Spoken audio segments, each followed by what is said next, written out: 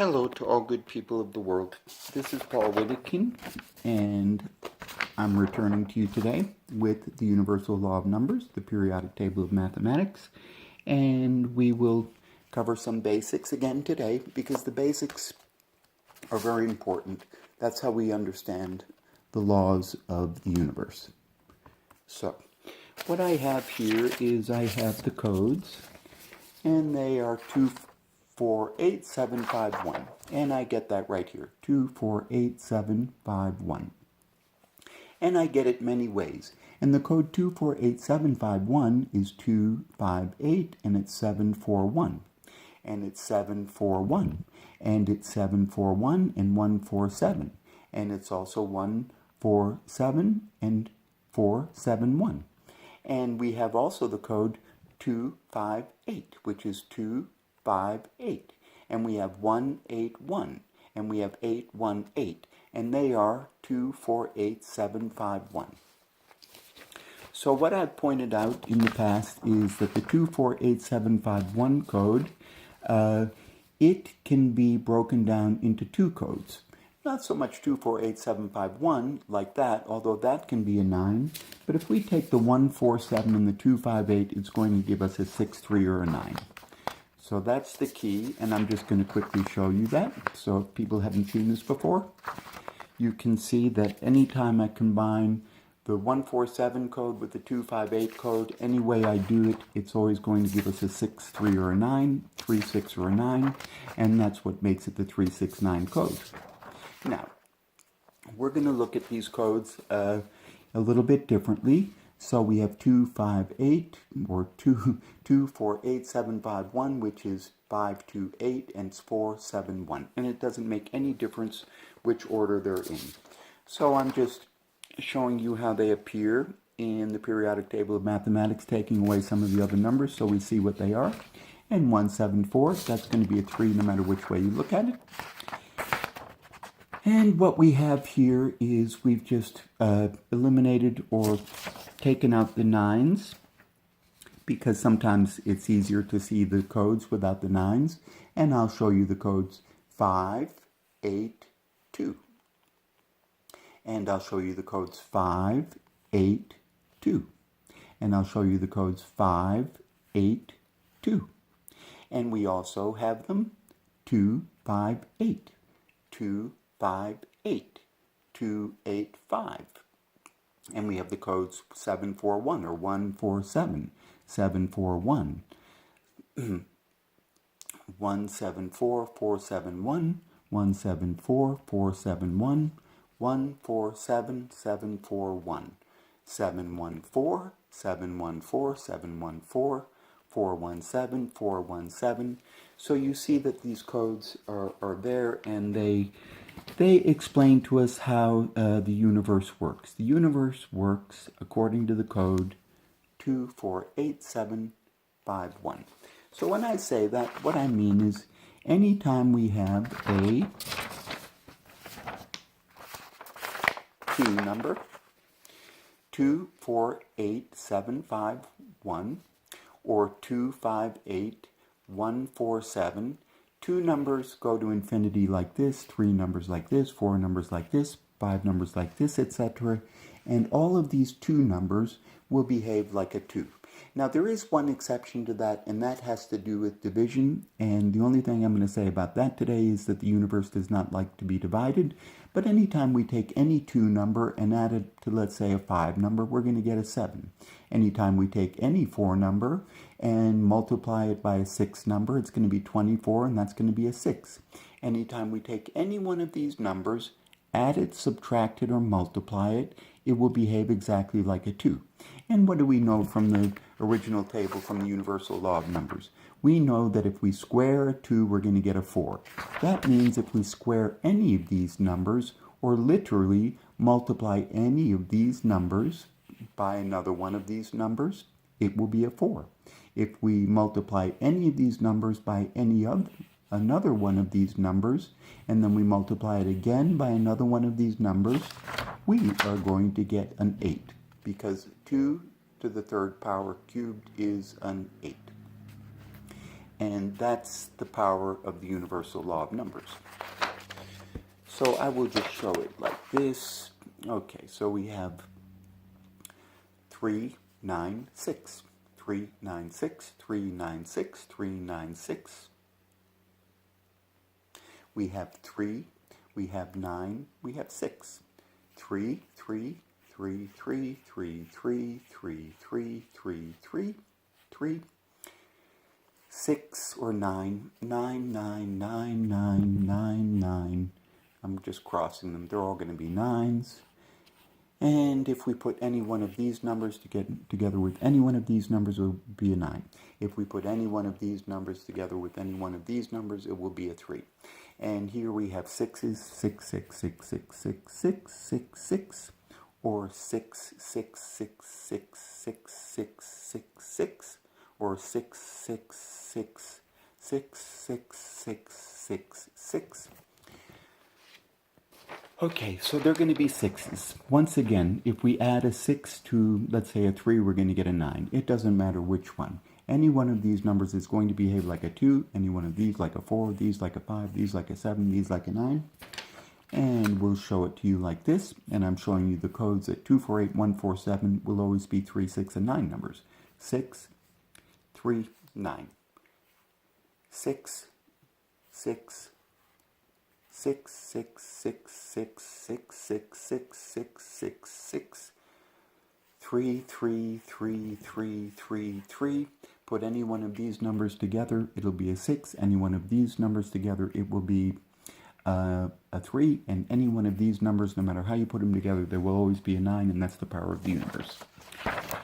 And now we're going to come to, well, people ask me, well, what is the meaning of this? What does it all mean, or what is it good for? And I tell them it's good for understanding the truth. And when it comes to the truth is something that we have very little of in our world. As a matter of fact, we are bombarded on a daily basis with lies. And I like to point that out too, because, conventionally in mathematics, we use mathematics to describe physical laws of nature, but mathematics can also be used to describe life itself. So I will bring this one out here to our attention, and we might be familiar with what that is. And I have to ask you this right here. Who is at the top of that pyramid? Who are these people? Who are these people who print this money? Well, you might say the government, and I might say you're wrong, because on this note it says who prints it, and it's the Federal Reserve note. Okay, so who is the Federal Reserve? Is it the government? No, it's not the government. It's the bank that owns the government. And the bank that owns the government also is really the government, because, they're the boss. Even this week, Donald Trump told us, he likes his boss very, very much, Janet Yellen. I like her very, very much. Well, you have to like your boss very, very much. Otherwise, they get rid of you. Now, when we look at this, this represents evil. When we look at this, this represents all that is good and true. When we look at this, this represents all that's dishonest, all that's deceitful, all that's, represents everything that is controlling us instead of allowing the universe to be our guide. So how can we approach that? Well, I just have to point out, and that's why I have these here. You know what those are. Yeah, I barely recognize that one. I used these a lot in my old life. I really did.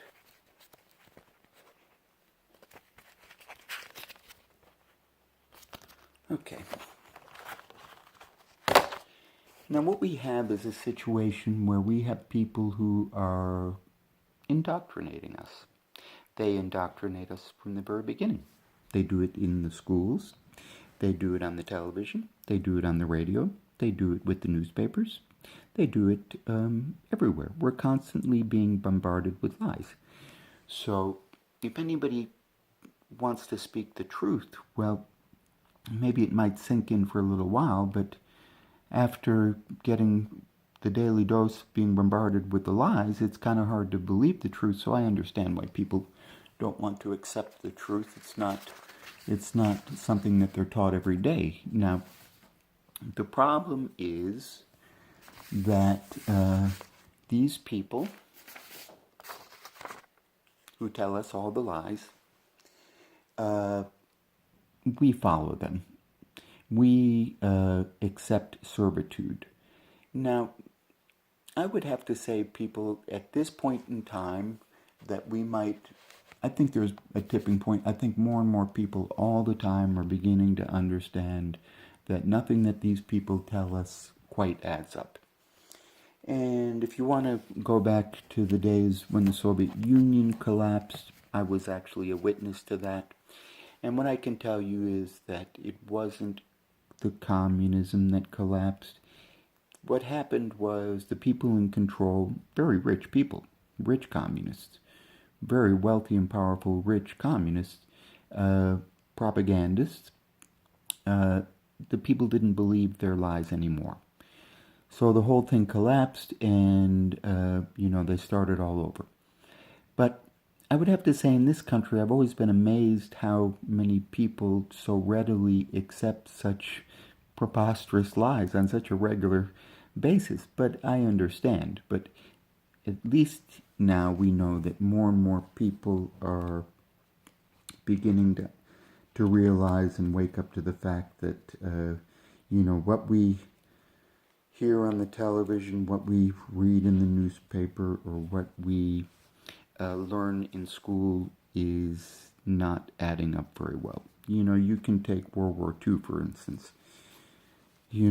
People have this impression that America won World War II, and it's true we were on the winning side, but we played a rather small role, although at the end, there was a victory. But it was, for the most part, it was a war between Russia and Chinese and Japanese and Russians against, different European countries, specifically Germany and Spain and Italy on one side and the Allies on the other side. And 70, 80 million people were killed. And when we think about our revisionist history, when you think about World War II, the only thing that seems to come to people's mind is this thing about the Holocaust. Now, I would have to admit that the Holocaust is a very, sad point in history, even though exaggerated, even though repeated, even though, taken out of context over and over and over. If there were one person who was killed,